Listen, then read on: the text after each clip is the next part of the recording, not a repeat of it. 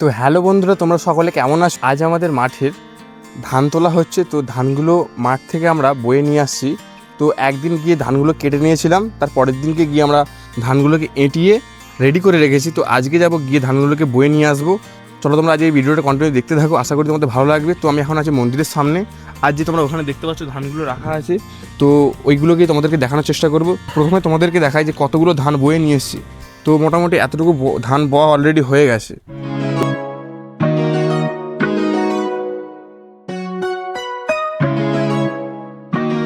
মোটামুটি এই ধানগুলো বয়ে নিয়ে চলে এসেছি। তারপর আমরা মাঠে যাব, গিয়ে ধানগুলো বয়ে নিয়ে আসার চেষ্টা করবো। তোমরা ভিডিওটা কন্টিনিউ দেখতে থাকো।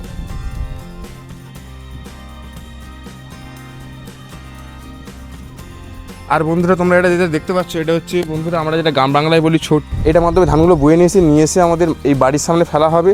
তারপর ঝাড়া, ধানের পাট করা, বিভিন্ন কাজের মাধ্যমে একটা ধান থেকে সম্পূর্ণ চাল বের করে নেওয়া হবে। তোমরা এখানে দেখতে পাচ্ছ এইটুখানি ধান মোটামুটি বয়ে নিয়ে আসা হয়েছে। এখনও প্রায় 6 কাঠা জমির ধান বাকি আছে। তো ওইগুলো সম্পূর্ণটা বয়ে নিয়ে আসলে একটা জমির ধান বয়ে নিয়ে আসা হয়ে যাবে। তারপর আমি অন্যান্য ধান দেখানোর চেষ্টা করব।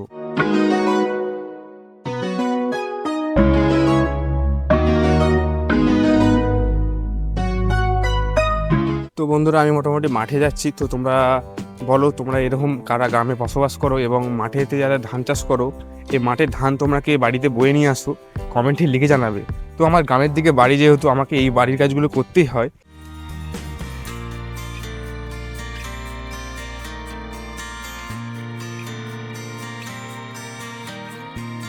তো হ্যালো বন্ধুরা, মোটামুটি প্রচণ্ড রোদের মধ্য দিয়ে আমি মোটামুটি মাঠে যাওয়া শুরু করে দিয়েছি। তো মাঠে আমাদের ধান প্রায় বওয়া হচ্ছে। তো আমি সেখানে গিয়ে কতটা কি জমি ফাঁকা হয়েছে, কতটা কি বাকি আছে তোমাদের কাছে দেখানোর চেষ্টা করব। তো তোমরা ভিডিওটা কন্টিনিউ দেখতে থাকো। দেখতে পাচ্ছ মোটামুটি আমি মাঠে চলে, তো গোটা মাঠটাই কত সুন্দর লাগছে মোটামুটি। তো বন্ধুরা, আমি এখন একটা জায়গা দিয়ে যাবো, পুরো হোগল বাড়ি, ঠিক আছে? এই হোগলের ভেতর দিয়ে আমাদের মাঠের ধানগুলো বয়ে নিয়ে আসা হচ্ছে।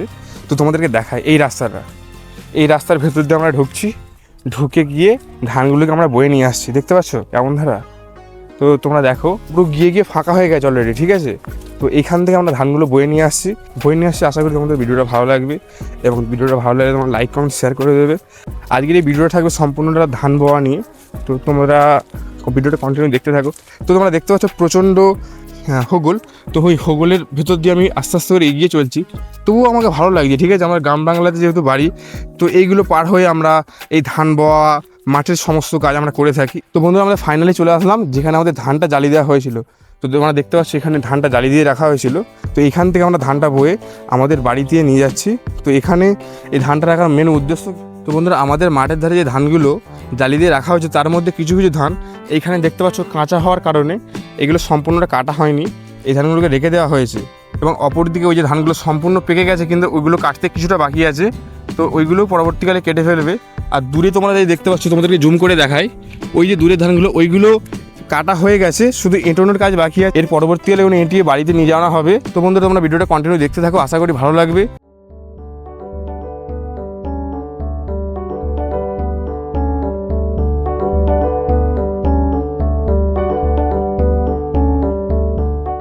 আর হ্যাঁ বন্ধুরা, তোমরা এই গ্রাম বাংলার এই সুন্দর গ্রামের যে ধান কাটা বা ধান তোলার ভিডিও তোমরা কি কোথা থেকে দেখছো, তোমরা কমেন্টে অবশ্যই জানাবে।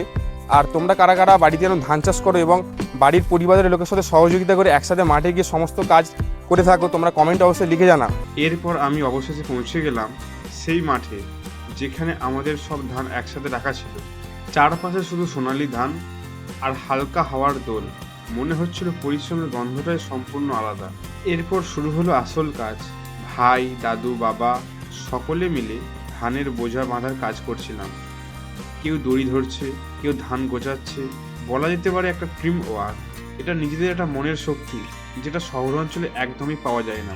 বাবা, আমি, দাদু সবাই একসাথে এই কাজ করতে লাগলাম। কখন যে সময় কেটে গেল বুঝতেই পারিনি। এরপর একে একে ধানের বোঝা তুলে সবাই বাড়ির দিকে রওনা দিলাম। এই পথটা সহজ ছিল না, কিন্তু নিজেদের জমির ধান নিজেরাই কাঁধে করে নিয়ে যাওয়ার আনন্দটাই সম্পূর্ণ আলাদা। শেষের দিকে ভাই একটা ধানের বোঝা তুলে নিল। তারপর কিছুক্ষণ চারিদিকে ঘুরিয়ে সেই সোনালী মাঠটা আর একবার চোখ ভরে দেখে নিলাম।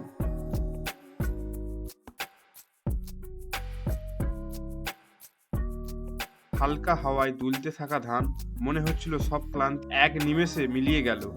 এরপর আর দেরি না করে একটা ধানের বোঝা কাঁধে তুলে নিলাম আর ধীরে ধীরে বাড়ির পথে হাঁটা শুরু করলাম। পরিশ্রমের গর্ব আর মাটির টান নিয়ে এলো বাড়ির দিকে।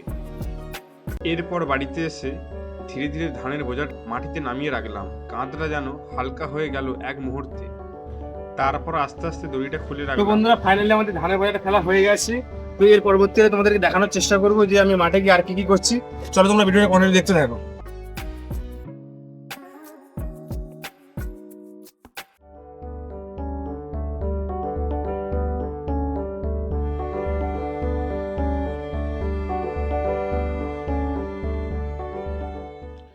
বন্ধুরা ভিডিওটা কেমন লেগেছে তোমরা কমেন্ট করে জানাও।